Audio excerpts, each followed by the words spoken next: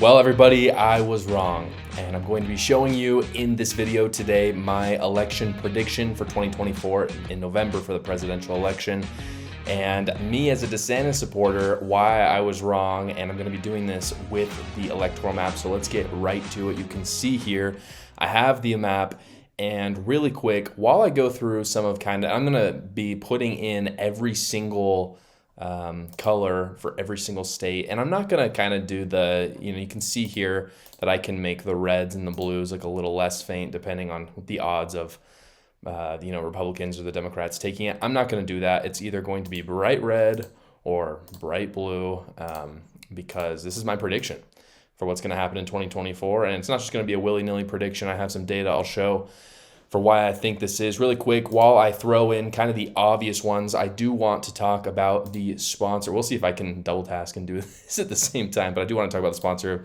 of this show really quick, Pod Home. Guys, if you like posting often, as I do, you need to go to podhome.fm. They are a one-stop shop for your podcasts. They essentially, not only do they have AI integration, but they essentially distribute your podcast for you. They do all of the work. Unlike a lot of other people who do this, they don't actually charge you per show or per episodes. Oftentimes that is the case with podcasts, and so it's just one flat rate. So definitely go check them out. If you use my code CARR, C-A-R-R, my last name, you will get 3 months free, which is a really great deal. Again, that's CARR, C-A-R-R, for a first 3 months free at podhome.com. Go check them out. Awesome. Sorry, I got a little distracted. Sometimes it's easier for me to even put the blues in because the blues are so blue sometimes when it comes to this. But yeah, so everybody knows what I'm putting in right now is set in stone, right? There's no secrets. Minnesota is not going to be switching. California is not going to be switching. All these little teeny weeny ones, none of them are switching. I do want to talk really quick before I get to the toss-up states. I do want to talk about Maine and Nebraska. If you didn't know, Maine and Nebraska have a little bit of a different way that they do things, which is that they basically have a winner takes all for some. So, sorry, I said that wrong. They have a winner takes in their whole state at large, take some of their electoral votes, but then individual districts do take some. So we'll take Maine, for instance. I'm predicting that Maine is going to go to the Democrats with not that one, the rural, obviously the rural one taking the Republicans taking it, and then vice versa with Nebraska. We have that one really small county, which is going to, include Omaha, and Omaha is going to go to Democrats, but the rest is going to go to Republicans. Okay, here we go. So what we have here at this point, these are kind of all of the obvious ones. Oh, excuse me, I'm missing Virginia and West Virginia and Indiana. Awesome. So here we are. This is all of the states that we pretty much know for sure. I think you're going to pretty much find nobody that's going to disagree with me here. And what we have is 216 electoral votes going towards Republicans and 222 going towards Democrats, with exactly 100. Whoops, I actually forgot Alaska and Hawaii, which are obvious as well, with 93 in the middle, undecided. So basically the question then becomes Nevada, Arizona, Georgia, North Carolina, Pennsylvania, Michigan, and Wisconsin. Those are battleground states. And there's been a lot of speculation on where this is going to go. But if you look at the polling, and I'll pull up some of the polling for you, I'm just going to take it one state at a time. My prediction is very clear, and I'm going to talk about why I was wrong about it. So let's start in Nevada.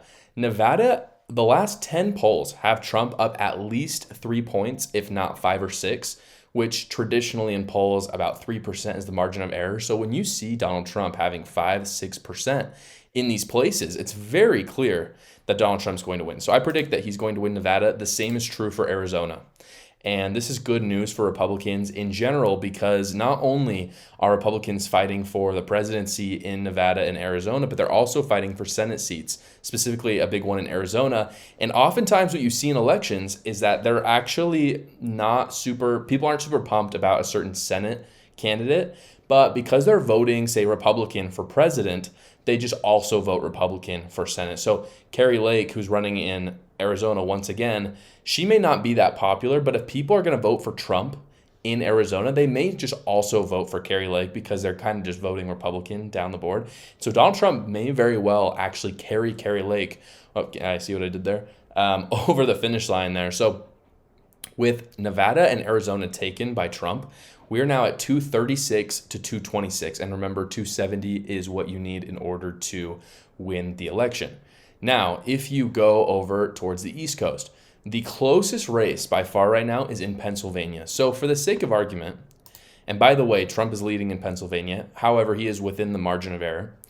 Well, let's just say, for the sake of argument, that Joe Biden takes Pennsylvania, and it's perfectly reasonable because he did so in 2020.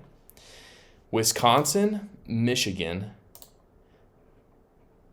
North Carolina, and Georgia all go to Trump. Why is this? Because just like Arizona and Nevada, the last 10 polls have all gone towards Donald Trump, which Democrats must be freaking out right now because that means that the final tally is 293 Donald Trump to 245 Joe Biden.